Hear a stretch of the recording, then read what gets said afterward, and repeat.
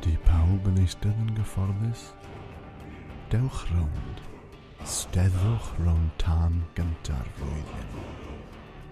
A clywch stori am ŵr o'r enw Talion, a ganddo wraig hyfryd a phrydferth, a mab ifydd. A clywch am y noson pan dyma nhw oll yn cael eu llofruddio yn y ffordd mwyaf treisgar bosib. Na chi stori hyfryd. Adolygiad i chi gyd. Ond ho, Lord of the Rings mewn gêm cyfrifiadur newydd. Wel, mynd iawch, mynd iau neu mewn geiriau eraill, quantum singularity y geek feed lle bod mater oll yn cael ei signo fewn i'w galon. Wel, geith e signo fi fewn unrhyw ddydd achos mae'r gêm yma'n hyfryd i'w brofi, hyfryd i'w ddarllen a hyfryd i arteithio orcs diri. Drian â nhw. Ond wir, drian â nhw yr orchiaid, mae rhyw hanner teimlad anymunol yn treiddio'r holl beth.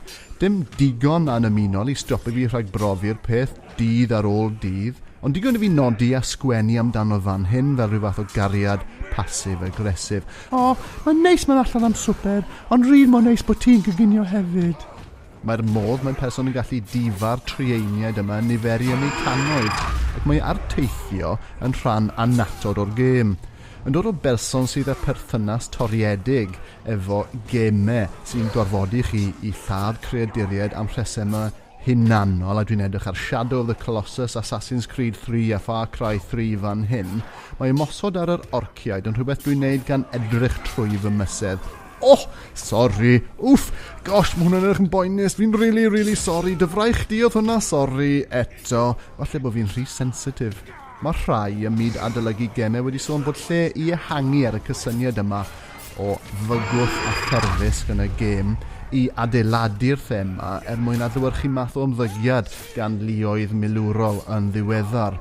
Mae'r lle i'r sgwrs yma yn sicr, ond falle nid Middle Earth yw'r lle i wneud hynny.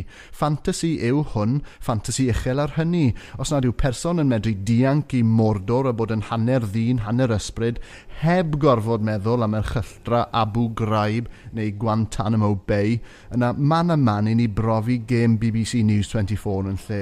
Mae yna le i bopeth, yn sicr ymysg y diwydiant ehangach, ond fi'n siŵr gallwn greu pwyntiau cryf heb droi bag end fewn i internment camp.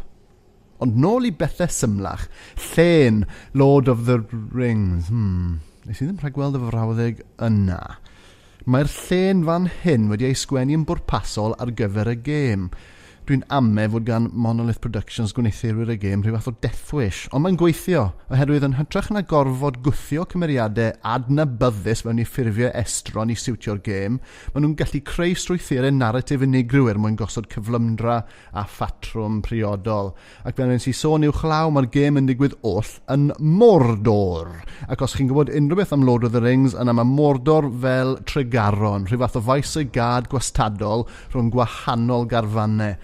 Mae'r ardal yn un weddol fach o'n i'n disgwyl hi fod dipyn bach yn fwy, ond nid yw hwn yn tynnu oddi ar y profiad. Mewn ffordd mae'n golygu bod rhywbeth i wneud bron bob eiliad, bod hynny'n hela am flodau, rhedeg am eich bywyd gan greaduriaid brodorol, neu, fel dwi wedi sôn, llyfruddio degau a degau o orciaid mewn modd creulon dros ben.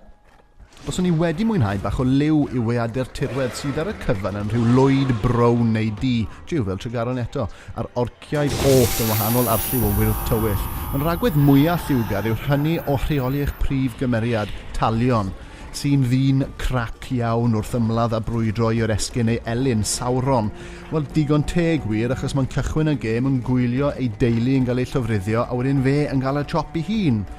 Mae'n dod yn ôl i'r byd ar ffurf wraith, yn rhyw fath o ysbryd, ac mae hwn yn cynnig galluon arbennig iddo, galluon diri. A dweud y gwir, mi oedd dysgu'r holl sgiliau yn rhyw fath o dric cof nis y medrwn i, mi oedd oriau cynta'r gêm yn rhyw ddarlith gwyllt, dryslyd, gyda gwers ar ôl gwers o alluon newydd. Anodd iawn oedd derbyn i gwybodaeth oll, ond araf bach mae dal iar, neu bwysfilod eraill enfawr ffantasiol yn yr enghraifft yma, ond wedi deall mae'r galluon yn crymanu rownd ei gilydd mwyn galluogi talion i ddelio efo pob sefyllfa gan ddefnyddio bach o hyd a lledrith, ei fwa a'i chleddyf. Mae tîm Monolith yn deall sut mae gweu posibiliadau brwydr ac mae pleser mawr iawn mewn delio gyda criw o tua 20 orc drian gan blethu'r sgiliau at ei gilydd. Ac mae hyn yn enwedig yn wir os mae'r criw yn cynnwys aelod yn ei plis sydd wedi ei ddyrchafu gan system clyfar iawn unigryw Shadow of Mordor, sy'n tynnu unrhyw orc arferol ac yn ei droi fewn i cymeriad yn y gêm beth mae Monolith yn galw y Nemesis System. Er enghraifft, os chi bach yn rybys fel fi, byddwch yn marw eitha aml. Mae'r orc sy'n cynnig yr ergyd farwol yn cael ei ddyrchafu o fod yn orc rhif 2345 i Gwlbaz Liver Eater neu rhywbeth gwirionach fyth. Mi fydd ganddo alluon unigryw ei hun ac ar ben hyn yn ymladd yn erbyn orciaid eraill sydd wedi ei dyrchafu o fewn yr armi fel bod nhw'n brwydro am pwer eu hunain. Mae'n system wir ddiddorol.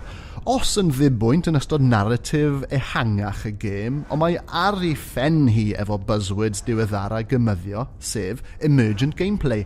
Systemau annibynnol o fewn gêm sy'n galluogi digwyddiadau annisgwl, ond wedi'r sgwennu fel sawl gêm diweddar, mae'r profiad gêm yn Shadow of Mordor yn slick ac yn hwylus ac yn hyfryd, sydd wedi'r cyfan yr unig beth mae person yn disgwyl gan gêm. Gallaf gynnig Shadow of Mordor fel un o gemau orau y flwyddyn hyd yn hyn i mi. Os chi'n mwynhau gêm antur efo digon o frwydro, yna mi fydd oriau hir a hwyliog fan hyn i chi. Ond cofiwch, mae'r rating 18 yna am reswm.